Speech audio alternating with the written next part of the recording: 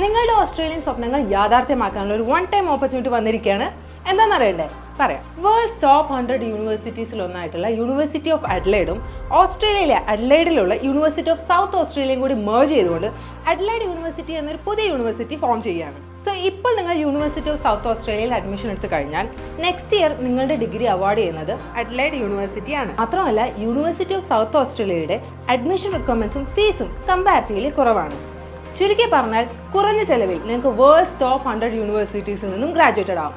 Interested ആയില്ലേ? Nursing, engineering, physiotherapy, pharmacy, business, IT തുടങ്ങിയ ഒട്ടുമിക്ക കോഴ്സുകളും യൂണിവേഴ്സിറ്റി ഓഫ് സൗത്ത് ഓസ്ട്രേലിയയിൽ അവൈലബിൾ ആണ്.